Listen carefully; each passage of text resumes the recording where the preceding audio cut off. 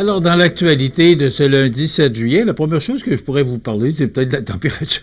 Vous avez peut-être pas le goût d'en entendre parler, puis moi, j'ai peut-être pas le goût de vous en parler aussi, mais c'est une réalité parce que ça compromet beaucoup de choses, la température. C'est l'été, et l'été, ben, il y a beaucoup d'activités extérieures, dont le Festival d'été de Québec. C'est triste là, de voir là, qu'on investit autant pour plaire aux gens, là, aux festivaliers, et de voir ces températures qui, depuis jeudi, là, parce que c'était le tournoi de la Chambre de commerce de Montmagny, jeudi, et en après-midi, c'est pas compliqué, on a joué sous la pluie. Et depuis ce temps-là, vendredi annonçait quand même une belle journée, c'était sous la pluie.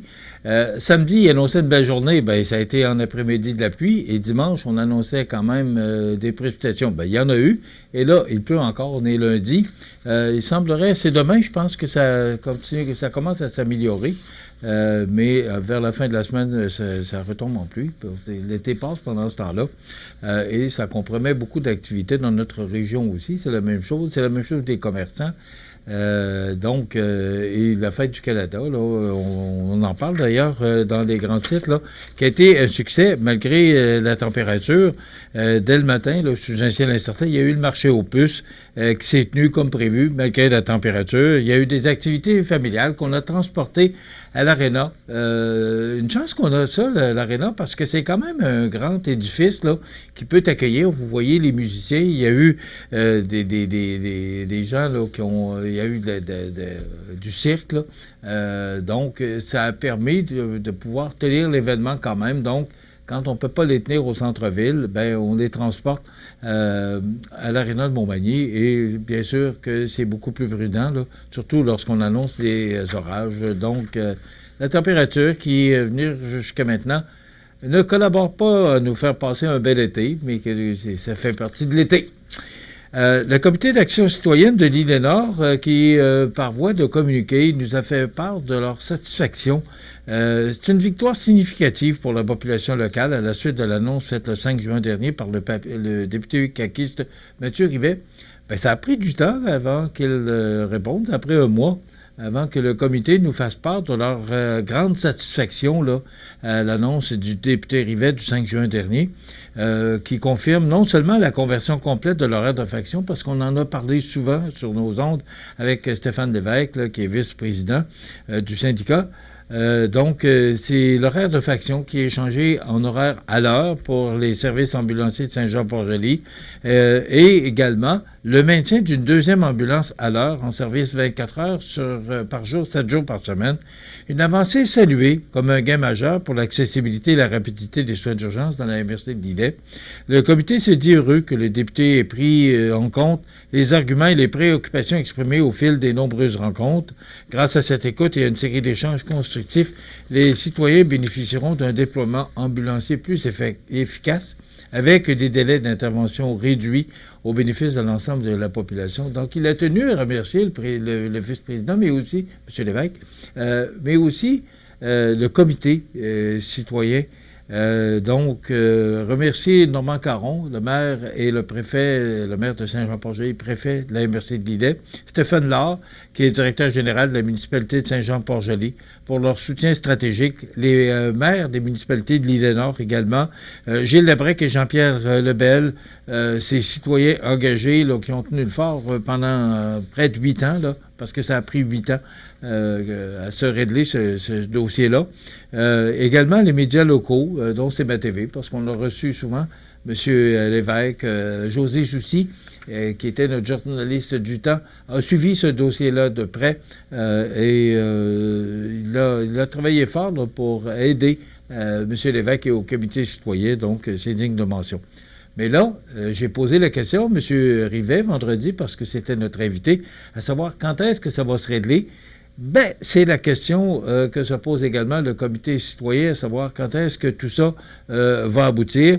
Alors, le comité citoyen qui termine son communiqué en disant, et je cite, « Il reste maintenant à connaître la date officielle de la mise en œuvre du projet. » Alors, on va vous tenir informé à ce niveau-là. Le Fonds Jeunesse Environnement et Innovation qui a accepté de verser une contribution de 3 281 $ au projet Jardin collectif et éducatif. C'est pas beaucoup, mais ça semble quand même un bon montant pour aider Mélanie Desrosiers de l'ABC des Hauts-Plateaux et Annick Saint-Pierre et Audrey Pelletier là, à développer chez les jeunes et leurs familles une conscience environnementale et humaine en comprenant l'impact que leurs gestes auront sur la production des légumes et des jardins collectifs. Ce projet vise également à favoriser la sécurité alimentaire en encourageant une agriculture durable et de proximité. Donc, des rencontres éducatives seront organisées autour de 5 jardins et d'une ruche pour la planification, la préparation de la terre, la plantation, le désherbage, la cueillette des récoltes. Donc, chaque étape qui se réalisera avec des jeunes et leurs familles. Bravo, félicitations à vous, parce que c'est l'idée de Mélanie Desrosiers de l'ABC des Hauts-Plateaux et Annick Saint-Pierre et Audrey Pelletier, là, qui semblent être des collaboratrices avec Mélanie. Donc, bravo pour cette belle idée, le Fonds Jeunesse, Environnement, Innovation, qui répond à des demandes d'appui visant les jeunes et l'environnement dans un contexte de santé durable. Bonne idée. Et le jeudi 26 juin, une cinquantaine de membres de la famille Bossé, venus de la région du Québec et de la côte est américaine, se sont réunis à Montmagny pour une journée dédiée à la généalogie et à l'histoire familiale, donc organisée en collaboration avec la Société d'histoire de Montmagny. L'événement a notamment inclus une visite du domaine des Feux-Follets, ancienne propriété ancestrale de la famille Bossé, et aussi on a procédé à l'inauguration d'un monument hommage à Jean-Baptiste Bossé, premier ancêtre établi à Saint-Thomas, Montmagny. C'est comme ça que s'appelait la municipalité dans le temps, en 1759. Alors, ça a été réalisé par Monument Lavoie, ou Lavoie Monument, est installé au Parc du Souvenir. Donc, ce monument là, que vous pouvez voir maintenant, qui porte au dos les noms de tous les descendants de la famille Bossé.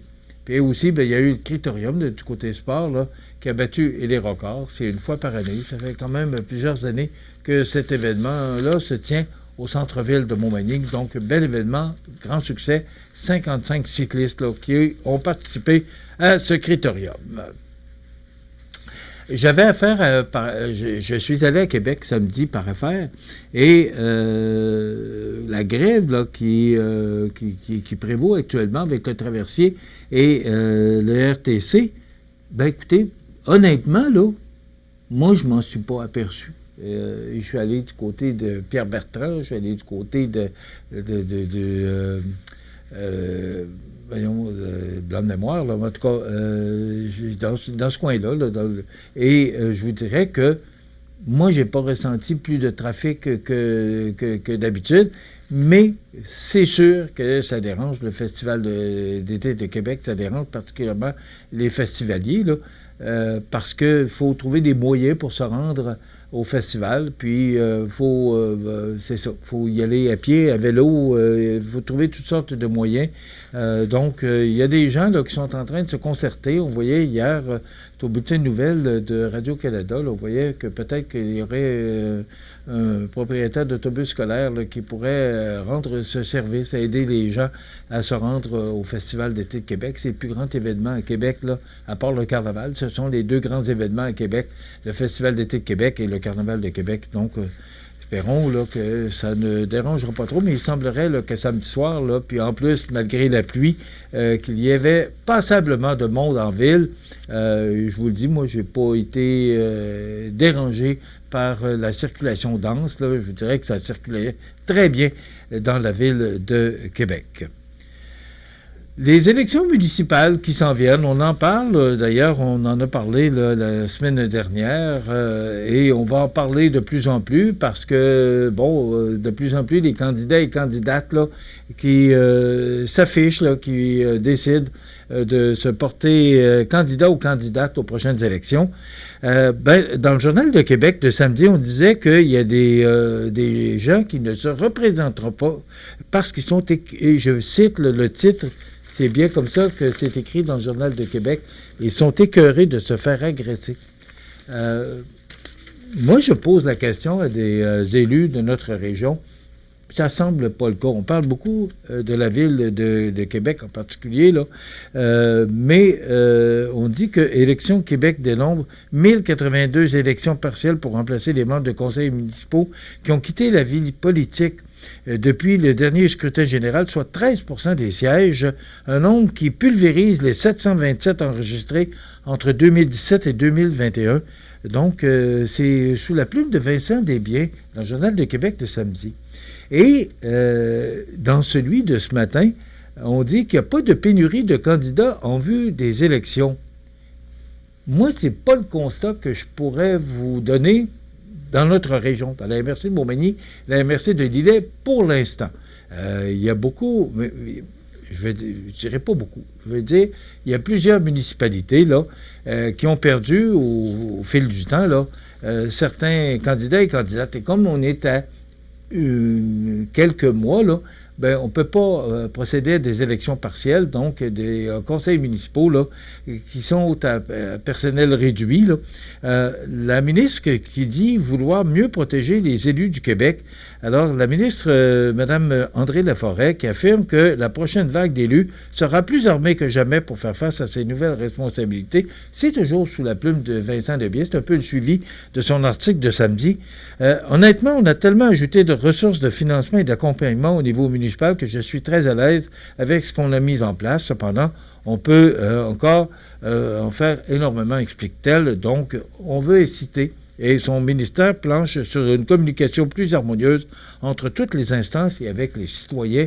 Bon, on sait que des fois, il se prend des décisions où on n'est pas toujours d'accord comme citoyen, mais quand même, ces gens-là sont là pour diriger nos villes et municipalités. Donc, il faut leur parler avec respect, c'est la moindre des choses. Mais voilà, ça complète déjà notre émission aujourd'hui. Je vous souhaite de passer un excellent lundi. On se retrouve demain pour une autre émission d'information sur la Côte-du-Sud. Bonne journée, à demain.